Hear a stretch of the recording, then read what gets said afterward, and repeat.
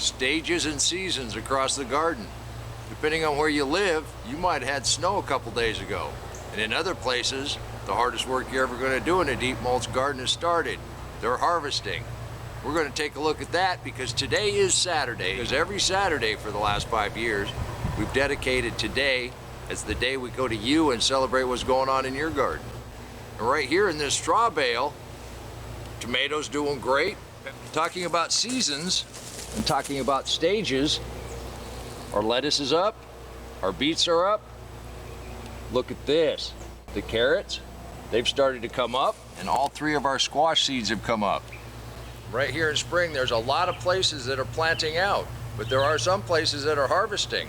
We're going to check out Zone 9, Bruce's food forest, and then we're going to go down and see Mike and Linda's first harvest. While I do that, let me clear out the rest of this trench, and we're going to get to planting. Bruce's cucumbers and squash are coming in, and they're pretty good size, but check out these beans. Bruce, you give us something to look forward to. Mike and Linda's garden has been going for a little while. Just check out these squash plants and what came off of them. And their onions and their first onion harvest, they're already in a rack to dry. Mike, Linda, this is wonderful. We expect a bumper harvest all year long. They've been long-time contributors. They've been motivating us and giving us ideas on what to do in a deep mulch garden for quite a while.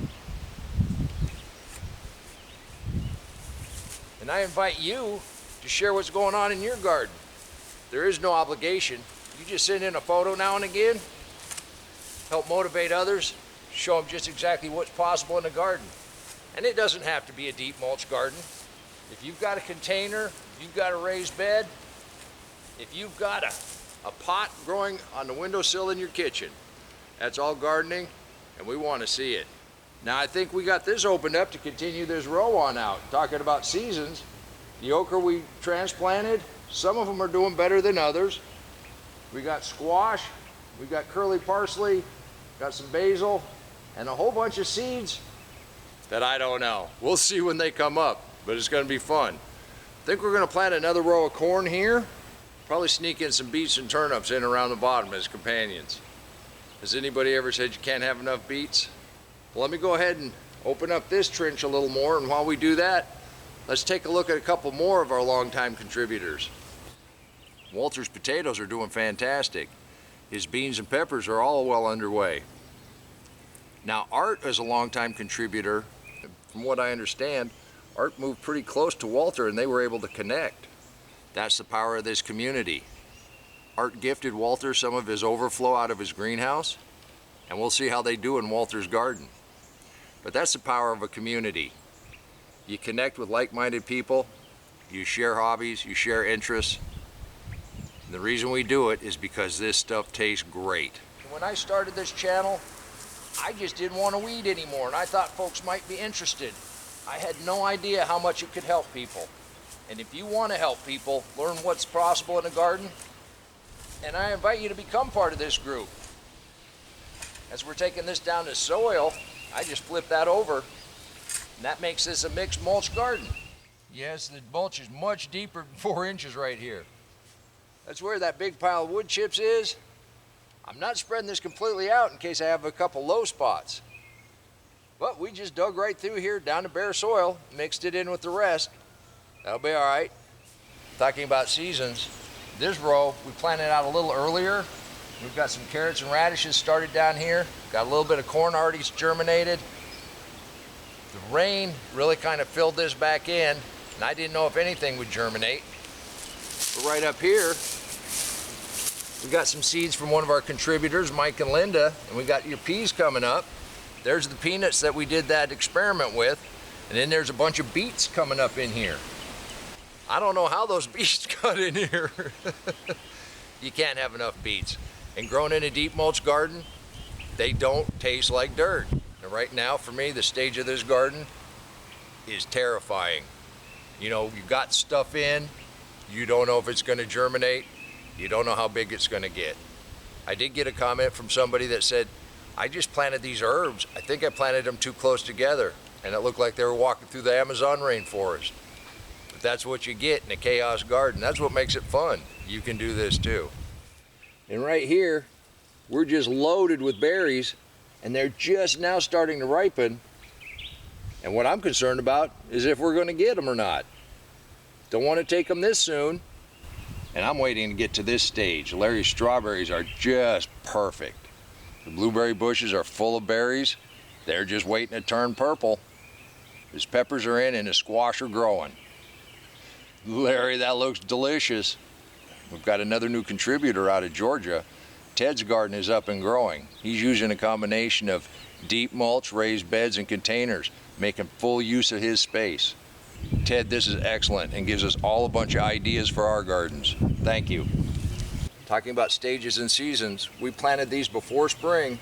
Now, I was hoping to get the first fresh peas. Still going to be a few days, but we got pods all over here. Knowing the kind of plants you like to eat and learning the best temperature to plant them and knowing your last frost date, that's key to your success. And you can do this, it's not that hard.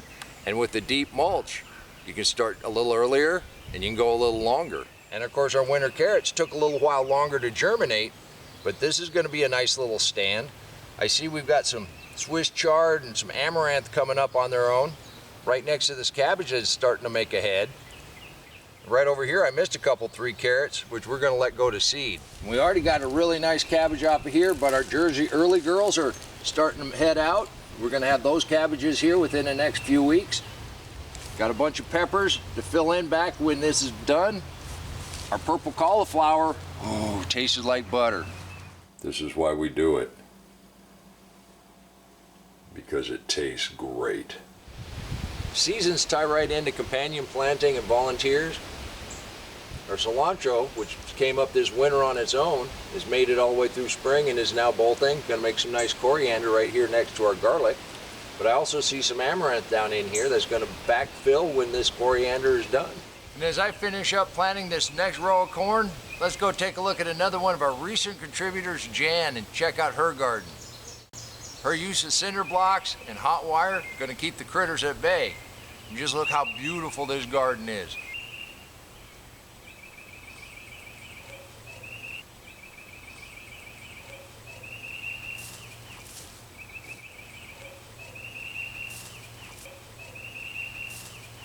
We expect this to be a bumper harvest, Jan. Sad little artichokes that we rescued off that frost table early winter. We got them planted in the right time. I think we might actually get artichokes this year. If not, we got a good start on our perennial garden. This year I waited just a little bit before we put the potatoes under the mulch.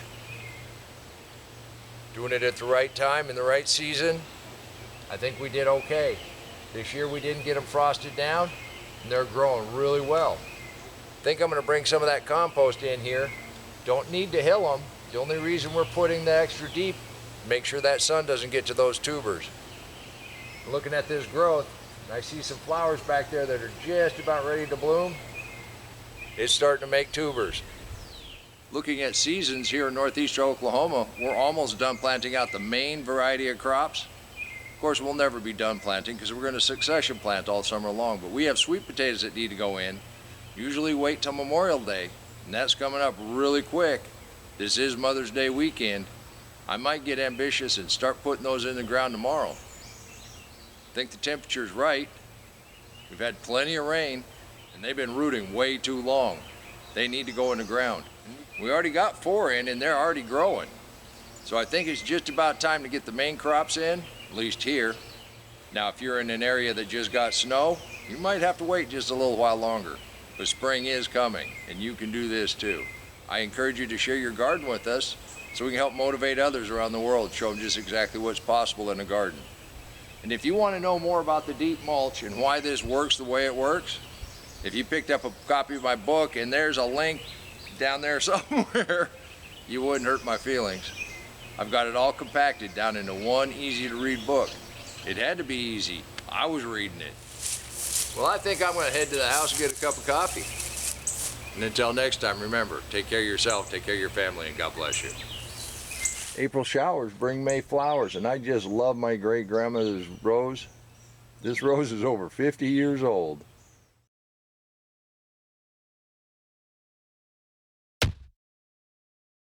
Come on, let's plant. Let's go plant garden.